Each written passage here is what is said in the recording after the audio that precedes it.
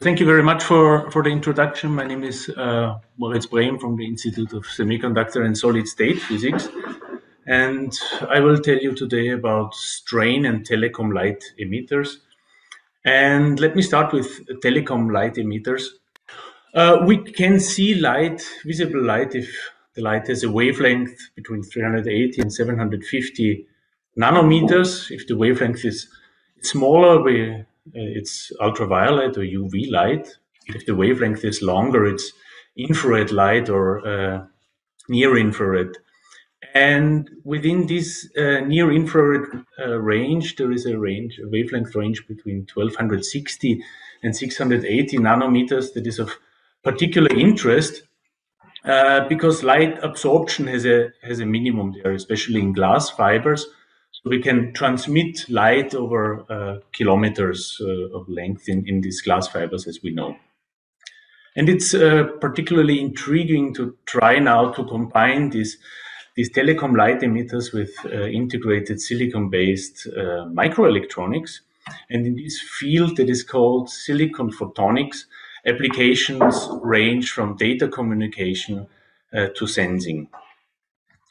Yeah, also in my group, we are investigating group 4, so silicon and germanium light emitters. I'll move this a little bit. Silicon and germanium light emitters. And we deposit controlled amounts of silicon and germanium.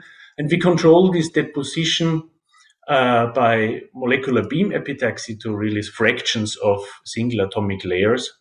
And here in this image, you can see Lada Vukusic and Johannes Abel doing maintenance work at this ultra-high vacuum chamber.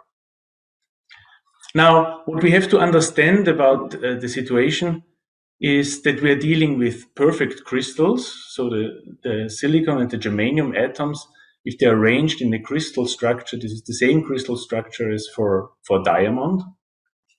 And if they are large crystals, then this is the most perfect material that exists in nature, man-made or in nature. And now we have to ask ourselves, like how we use them. So in a nutshell, quartz sand is molten in to form this single crystalline silicon. And from this single crystalline silicon, this is sliced into silicon wafers, and industry is using the silicon wafers to process them and form, for example, microprocessors. Also for our research, silicon wafers are the starting material. So where does now strain enter in what we do? Now, silicon and germanium have both a diamond-like crystal structure, but the lattice constant that is related to the distance between neighboring atoms in this crystal is about 4% larger for germanium than for silicon. So now if we deposit single layers of germanium on top of silicon, then this germanium is compressively biaxially strained. And a partial release of this strain energy, so if this strain is a little bit relaxed, this leads to quantum dot formation, and this is also what we utilize in our research. This is a scanning tunneling microscopy image of such a germanium quantum dot, and this is provided by the group of Gunther Springholz. And indeed, we can see the strain in this nanostructure. If we look at the vertical plane, a crosscut through the quantum dot, and if we look from the side, we can see that the atom rows, they are very straight and perfectly aligned. So these are transmission electron microscopy images, and this work was done together with Heiko Greuß from Zona. Now, if you look at the base of the dot, the lattice planes are very straight, but if you look at the apex of the dot, we see that the lattice planes are physically bent due to this strain relaxation. So we can really see from these atomic positions and the bending that strain is very present in our quantum dots. Now we use this kind of quantum dots and also effects within these quantum dots to create light-emitting devices, such as light-emitting diodes that work at room temperature. Now, for optical properties and for light emission, the oscillator strength is a quantity that describes the probability that a certain transition is taking place, a certain radiative transition, so if light is emitted or not. And the larger this parameter, this oscillator strength, the brighter is the light source. And calculations by our colleague Philip Murphy from Tyndall in Ireland, they show quite clearly that light emission should increase if the compressive strain that we have in our system is reduced. Okay, but the problem is that our quantum dots, they are quite compressively strained, so this is about 3.5%. And one could now go to other quantum dots that have less strain, but usually these quantum dots, they're intermixed, they're alloyed with silicon, and this is a very inhomogeneous process, and this complicates things a lot. So we want to stick to germanium light sources.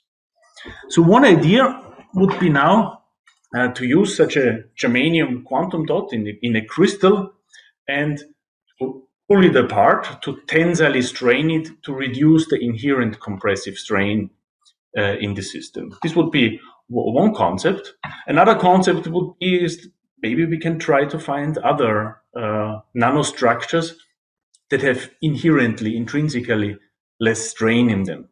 So we start with this first concept, pulling these crystal lattices apart.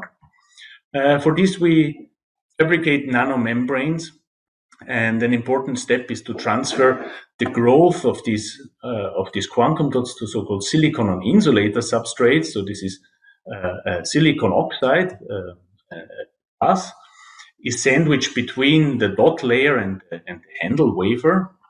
Now we can create cylindrical holes if we etch down with reactive ion etching through the dot layer and through this buried oxide layer.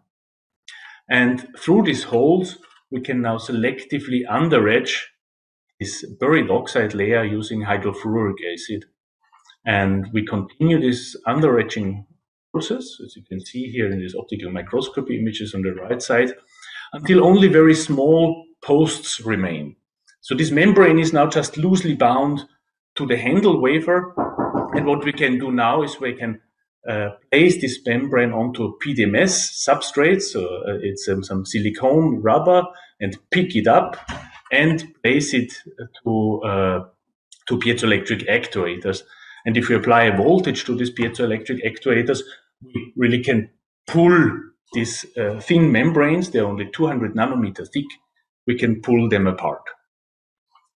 So the membranes are actually, if these posts are so thin that the membranes get lost, we can also fish them using surface tension.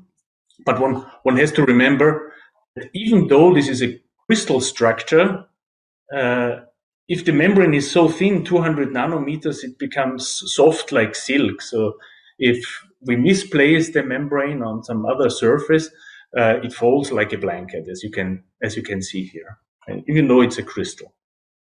Now, as next steps, we place these membranes, we will place them on these piezoelectric actuators and pull them and measure the optical response in our new Telecom microluminescence setup.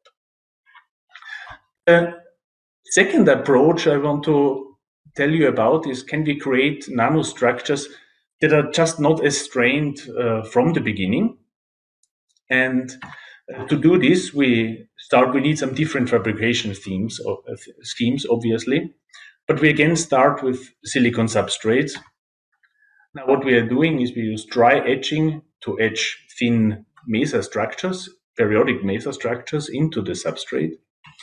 Everything is filled up with silicon oxide, with glass, and then this is polished down using chemical mechanical polishing. So we have a flat surface, and on this flat surface, we have large regions of oxide and very small cylindrical regions, small circular regions of crystalline silicon. So in this substrate were kindly provided by the IHP, the Leibniz Institute in Frankfurt Oder.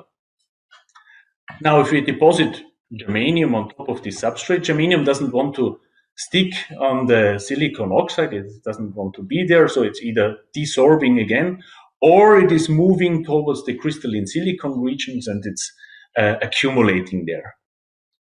The IHP has shown that this works quite nicely for germanium tin nanostructures, but for us it's important, can this also work for silicon germanium nanostructures, because they would then potentially emit at telecom wavelength. So exactly where we want to have. Now the results show that it can work. So this material accumulations that you see here, it grow exactly there where this crystalline silicon posts are, and between there is nothing. Lada calls these mushrooms. I don't really know why. Anyway, the posts are really ideal to efficiently relax the strain because they're so small, so germanium can expand into the vacuum. This works for germanium. If we use the same growth conditions for silicon germanium, the results are, let's say, not so pretty, but with quite a lot of work, we actually managed to cover the whole composition range and create these nanostructures for all different kinds of alloys, from pure germanium to pure silicon, and alloy compositions in between. So we can tune the wavelength in the best case as we want this. So this is pretty exciting, and this makes us look forward to further research. And as a last thing that I want to mention is that in my group we're also investigating defects in silicon, and another group in France has shown that these defects, they can be quantum emitters, so single photon sources. And from the emission wavelength, you can see that this is right at the edge of the telecommunication range. Now, the influence of strain on such quantum emitters, on these kind of quantum emitters, is completely unknown. So it seems very natural for us to fabricate them to nanomembranes, transfer them to piezoelectric actuators, and pull them apart. So this technology is present also in the group of Professor Rastelli. So we'll see if we can tune these quantum emitters further into the telecom range and to regions where we want to have them. Now, summarizing already my presentation, I tried to explain that strain is really important both for nanostructure growth, but also concerning the light emission of nanostructures, and we're looking forward to continue this research in this ongoing project. And this research, as well as our other research projects, they can only be done thanks to funding by the state of Upper Austria and the LIT, as well as of the FWF, and an excellent team that is behind this research, and I'm really grateful for both. And I thank you for your attention.